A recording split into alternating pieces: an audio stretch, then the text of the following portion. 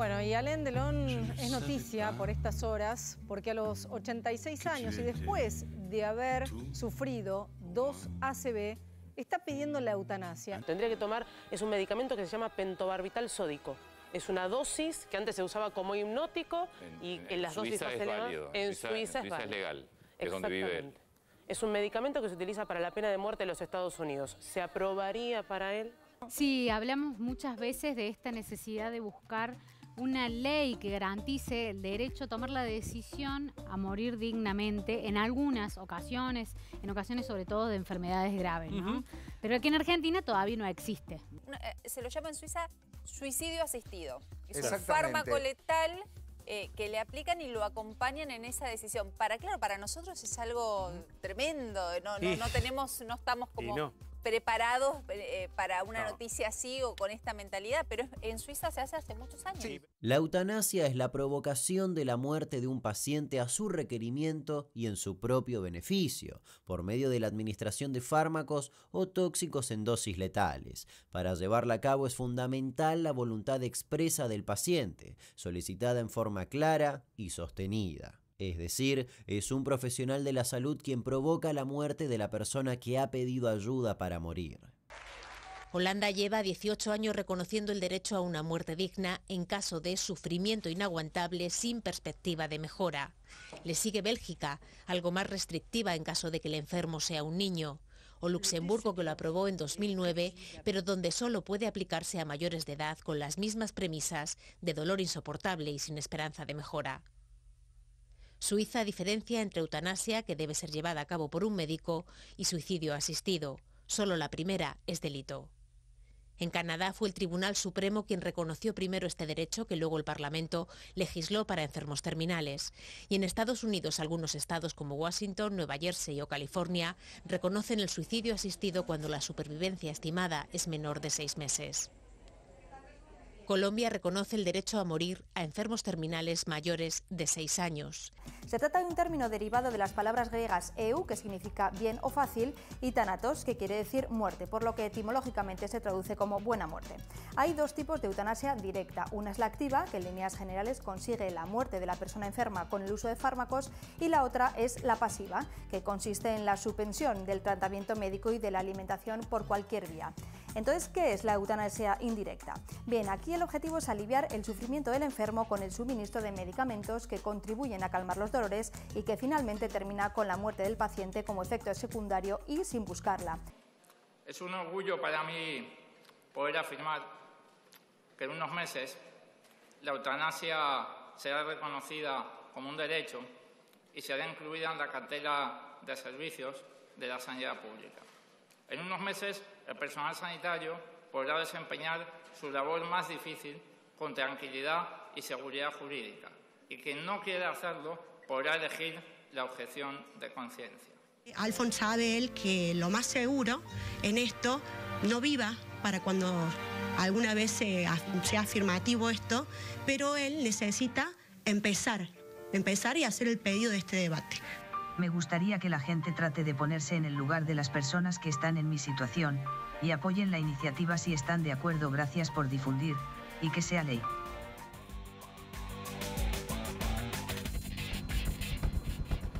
¿Cómo les va? ¿Cómo andan? Bienvenidos. Esto es Redacción Abierta una vez más. Estamos hasta las 21, como todos los días por Canal 10, para hablar sobre diferentes temas. Si habrán visto el informe, el primero que aparece en el informe, el que genera un poco que estemos hablando de esto, es mundialmente conocido, creo que no lo tengo que presentar. Es un actor, Alain Delon, que pidió en los últimos días, o aparentemente, porque ahora lo han desmentido sus familiares, que no era tan así la cosa, pero más allá de eso generó un debate, no solo en la Argentina, a nivel mundial, pidiendo aparentemente la eutanasia, porque ya no quiere vivir. El último que aparecía en el informe es más cercano, es un cordobés, se llamaba Alfonso Oliva. Falleció en 2019 y él también luchó para que se presentara y se generara otro de los proyectos que están ahora por debatirse en el Congreso. Hay 3 proyectos presentados, el último es cordobés y fue un poco motorizado por Alfonso, las personas que lo rodeaban, y después tomó cuerpo por medio de una diputada y hoy es uno de los 3 proyectos que se va a debatir probablemente este año, el año que viene. Bueno, habrá que ver, pero es un debate que ya está puesto en la mesa, en el Congreso. Es un debate que se da en voz baja, se da en la sobremesa, se quiere hablar, no se quiere hablar. Bueno, de eso vamos a hablar acá. Y la idea es ampliar las posiciones, es ampliar el debate, es abrir un poco el juego para escuchar, para saber, para ver qué argumentos hay de un lado o del otro, el por qué se pide esto. Para eso tenemos muy buenos invitados y la verdad que les agradezco haber venido. Uno de ellos es Aide Lenkiewicz, es magíster en gerontología, licenciada en kinesiología. ¿Cómo le va? Buenas noches, gracias por estar, Aide. Bueno, gracias a ustedes y los felicito por poner en el tapete un tema tan potente y difícil, complicado. Bien, es la idea. Y el otro es Carlos Peca Soriano, un conocido de la casa, médico, especialista en emergentología, magíster en bioética. Gracias, Peca, por estar acá. Gracias, va a ser un gusto estar. Bueno, yo decía recién, veíamos el final del tape y era Alfonso Oliva. Vamos a explicar que estuviste muy cercano a Alfonso Oliva y eso también hizo que siguieras motorizando el tema y que tomara cuerpo un proyecto de ley, ¿es así? Sí, Alfonso, cuando nos llama en el 2018 tenía 36 años, se había enterado que nosotros estábamos por la web, que hacía mucho que estábamos más de 25 años luchando por este derecho a morir dignamente y nos llama a su hogar. Alfonso Oliva estaba postrado con una enfermedad que se llama ELA, esclerosis lateral amiotrófica, que es una enfermedad neurodegenerativa que te va paralizando paulatinamente todo tu cuerpo hasta no poder mover nada, inclusive no poder tragar, no poder controlar esfínteres. Alfonso estaba postrado en una silla de ruedas, se alimentaba a través de una sonda que le iba directamente al estómago, y Alfonso se comunicaba a través de una computadora moviendo sus pestañas. Miraba la H, miraba la O, miraba la L y después de 15 segundos le decía hola, ¿cierto? Y había dejado escrito una carta a su abogada y a mí diciendo que él sabía que no iba a poder disfrutar de los beneficios de una ley de eutanasia, pero en forma totalmente altruista, porque Alfonso era altruista. Decía que nos comprometía a nosotros de alguna manera a tratar de poner en el tapete, en el debate público y de sacar una ley de eutanasia. Así lo hicimos, invitamos a la diputada Montero, a la diputada Brenda Austin, a la diputada Esteves, y con la diputada Esteves, luego de un tiempo nos pusimos a trabajar en esta ley, para que más o menos se ubiquen en lo que padecía Alfonso, porque realmente era un padecimiento. Él de noche soñaba que corría, soñaba que hacía el amor, soñaba que comía, ¿no? Cuando una periodista... Algo tan simple. Algo tan simple como llevarse un café a la boca, un vaso de agua, él no lo podía hacer.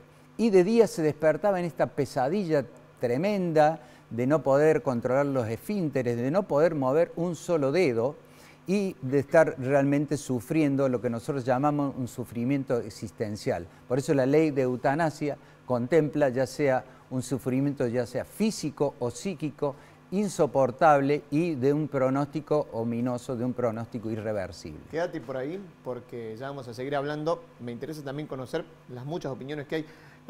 ¿Cómo lo analizas, Aide? Si bien toma por lo menos relevancia mediática, se vuelve a hablar en las mesas ahora a partir de un caso mediático, pero siempre se debate. En Argentina se volvió a debatir del tema en 2012, en 2015.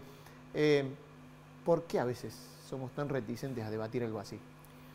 Bueno, como te decía recién, la importancia que tiene de poner en el tapete este tema y que cada vez hay que hablarlo más y que es polémico porque tiene que ver con cuestiones culturales, espirituales, religiosas, pautas sociales que se han recibido, pero es imprescindible de que podamos debatirlo. Conozco la trayectoria de Peca y digamos, lucha incansable que ha venido haciendo muchísimo tiempo, que comparto plenamente y agradezco y felicito, porque hoy ya soy una persona mayor, te hablo como gerontóloga desde los derechos, que por ahí, bueno, si tenemos tiempo más adelante podemos ahondar.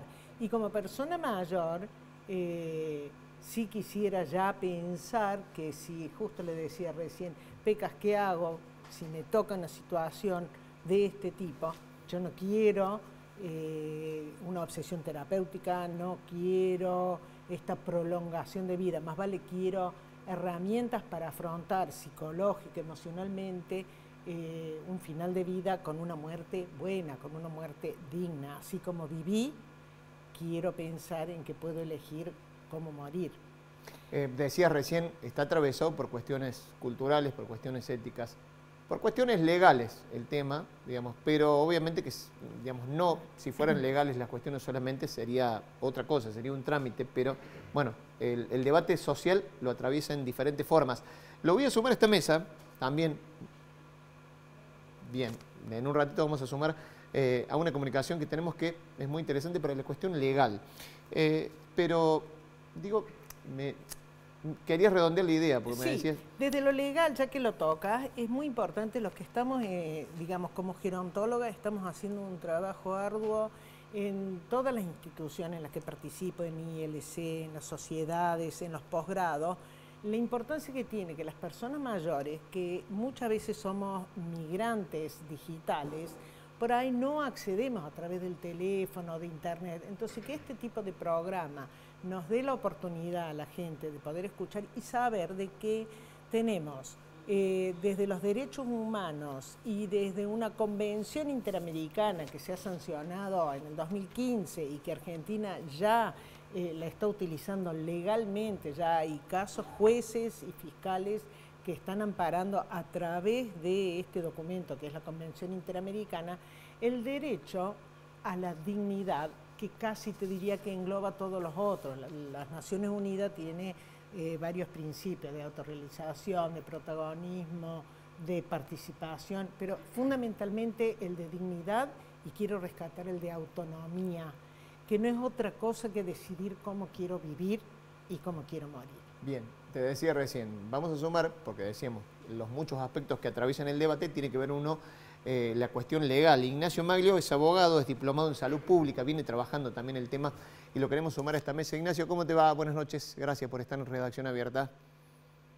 Hola, buenas noches, muchas gracias por invitarme, un placer estar con ustedes. Bueno, decía recién yo, cuando presentaba el programa, hay 3 proyectos en danza que por lo menos...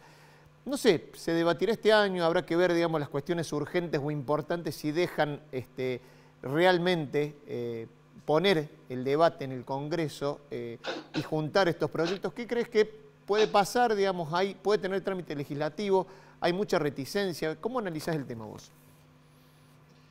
Bueno, yo creo que el Congreso refleja de alguna forma, digamos, todos los núcleos simbólicos de la comunidad.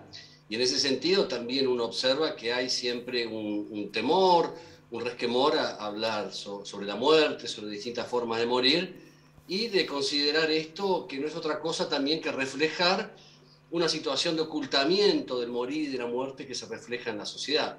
Yo aspiro a que los 3 proyectos tengan en cuenta los mejores aspectos de cada uno de esos proyectos y que pueda debatirse ampliamente, ¿no? Creo que hablar de la muerte es hablar de la vida, y justamente como decía antes, creo que hay claramente la vida no es una obligación, sino que es un derecho, ¿no?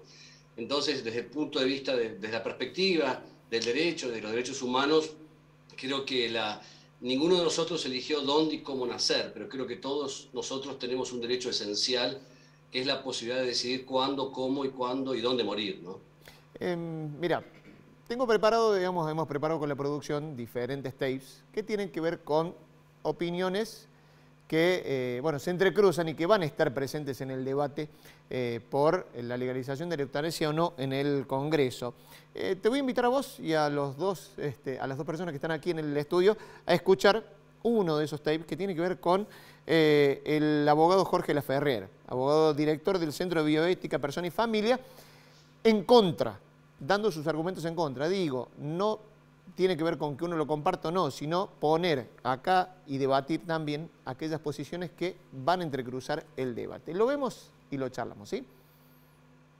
¿Cómo no? En la sociedad un poco nos desentendemos de ese hacernos cargo del otro. En el mundo, cuando uno ve la experiencia comparada, tiene el caso más dramático del momento, que es Holanda-Bélgica. Holanda-Bélgica tiene una ley que comenzó con los casos de agonía, pero que prontamente lo que se conoce como la pendiente resbaladiza fue llevando a que se aplique la eutanasia a los menores, a que se aplique la eutanasia. El último caso que tuvo trascendencia pública fue una persona con autismo, una persona después hubo otro caso de depresión. Y claro, de ahí a considerar que cualquier persona puede suicidarse en cualquier momento hay un paso, ¿no? Ignacio, digo, esto es uno de los argumentos que se escucha. ¿Cómo lo ves vos? Bueno, yo le tengo mucho respeto a Jorge, le tengo aprecio personal, pero no coincido con sus apreciaciones. Técnicamente, desde el punto de vista jurídico, esa apreciación sobre la legislación europea, en especial holandesa, no es así. No hubo una pendiente resbaladiza, no aumentaron los casos, digamos, de los requerimientos de eutanasia. Vos fíjate que se repiten viejos temores con relación a determinada legislación progresista. Cuando se impulsó la ley de divorcio, todo el mundo pensaba, y las voces opuestas pensaban que la gente se iba a divorciar más. Por el contrario, la gente no se divorció más. De la misma forma que con IVE, con la interrupción voluntaria del embarazo, todo el mundo pensó que iba a haber más abortos y esto no fue así.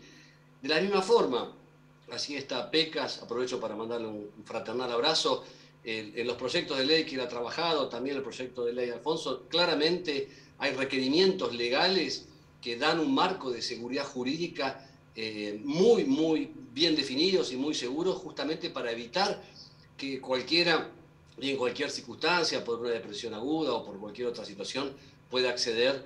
Yo, en vez de eutanasia, sinceramente prefiero hablar de interrupción voluntaria de la vida, porque creo que desde lo simbólico tiene una menor carga negativa, ¿no? Entonces, en ese sentido, yo no coincido con las apreciaciones porque no tiene nada que ver con lo que pasó en el derecho comparado en aquellos países donde la eutanasia fue legalizada.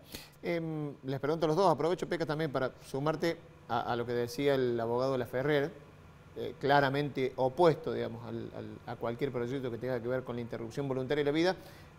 ¿Cómo lo analizás vos? ¿Se puede dar esa pendiente resbaladiza de la que habla el abogado? A ver, hola Nacho, los saludo a Nacho a la distancia. Yo acuerdo con Nacho en ese sentido, no se ha dado en el divorcio, no se ha dado en el aborto. Vos fijate que países como México, que inclusive han disminuido la cantidad de abortos y gente que iba a abortar luego de pasar por esas consejerías decide no abortar. Bueno, gran parte de los pedidos de eutanasia que suceden en Holanda, que se dan permanentemente, no son tenidos en cuenta porque no reúnen las consideraciones de que tiene que pasar por la ley de eutanasia. Por ejemplo, requiere que el médico responsable, o sea, el médico de cabecera, por ejemplo, en el caso de Alfonso, certifique que lo que Alfonso padece es una enfermedad irreversible, incurable, un pronóstico ominoso, etcétera, etcétera. Va a un médico consultor que certifica esto, un médico especialista, va a una consejería que se asegura de que haya pasado por los cuidados de la medicina paliativa, de que no sea una depresión aguda, cualquier persona que esté deprimida momentáneamente no puede pasar por esto. Vale decir que esto, como sucedió en el divorcio, como sucedió en el aborto y tantas otras leyes, es una ampliación de derechos. Y toda ampliación de derechos que no signifique herir a un tercero, como decía Aide, y que se base en la autonomía, lo decía acá en el siglo XVIII, el Estado es el responsable de resguardar las libertades individuales. ¿Y qué mayor libertad que la que poder vivir dignamente y como parte final de esa vida morir dignamente?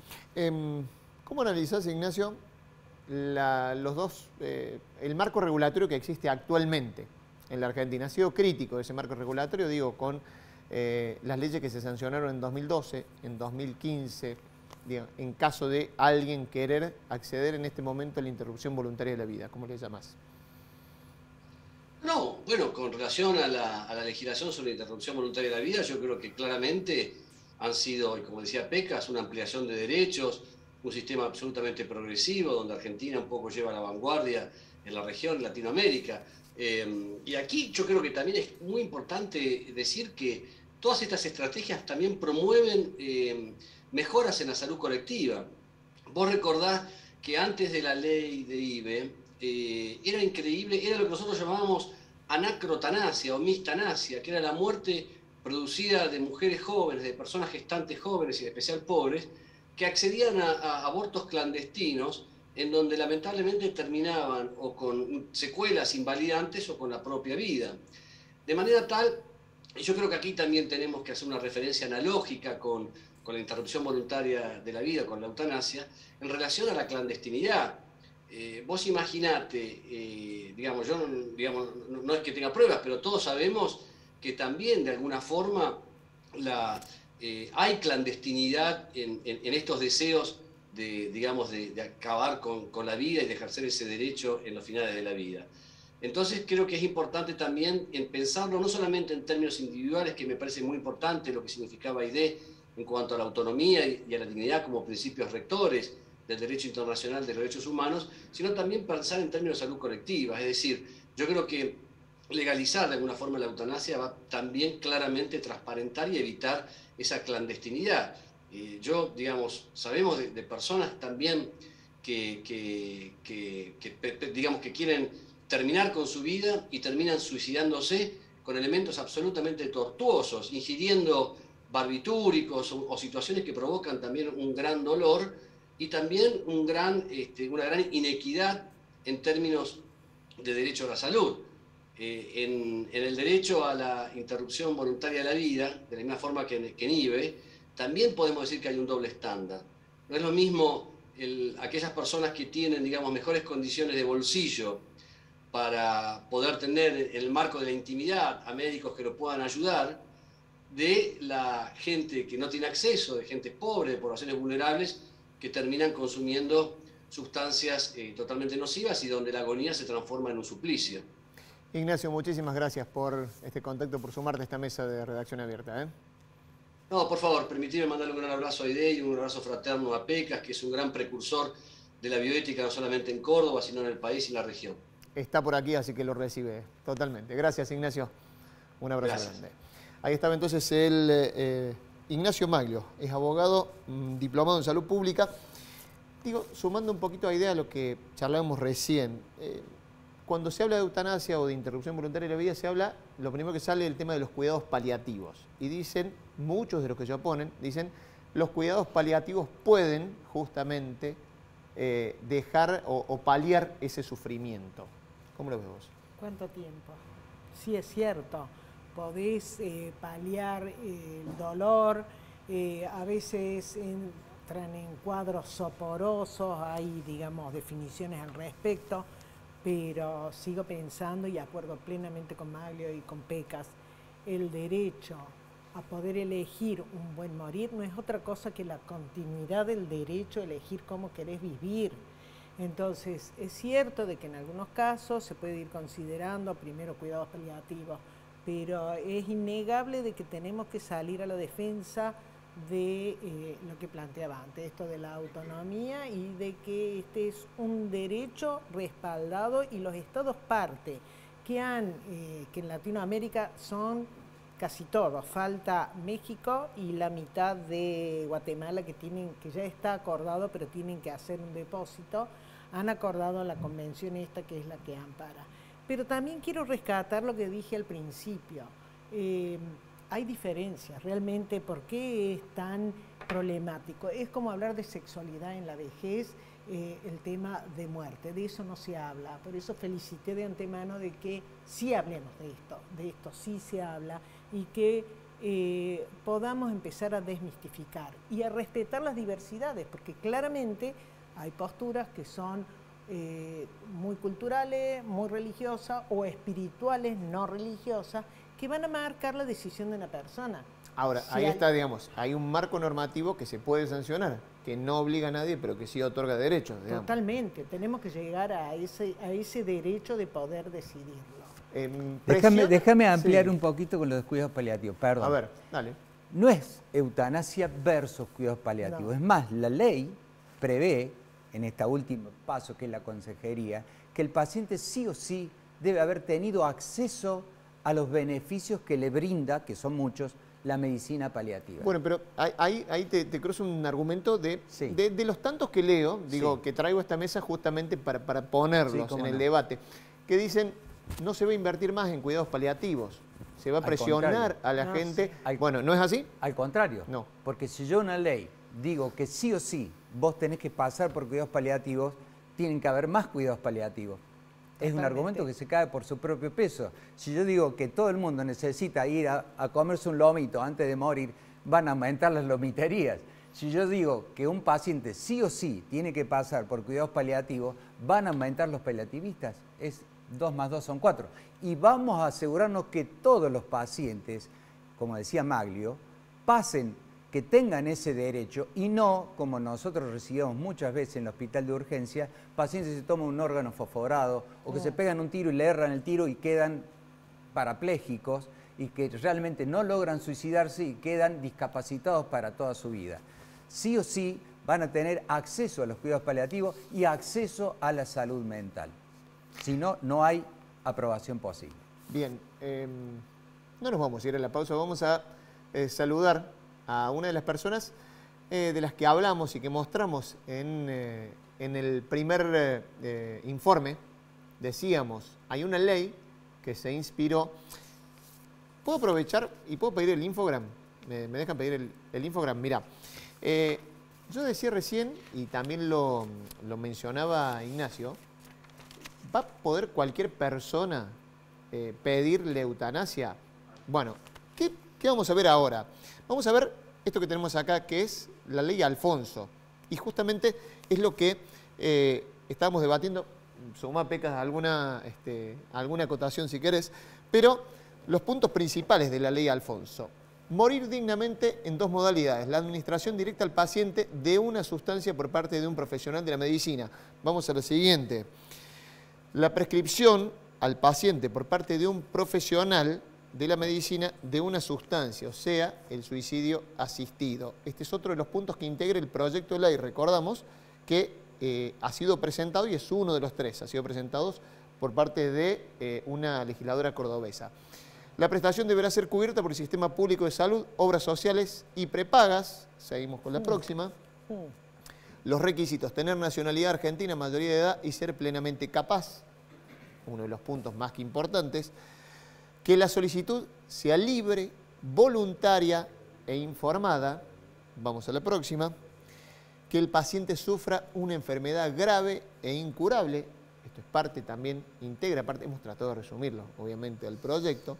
Contempla la objeción de conciencia en los mismos términos que la interrupción voluntaria del embarazo. Esto es la objeción de conciencia para aquellos profesionales que no la quieran practicar, que no quieran, que quieran ser objetores de conciencia.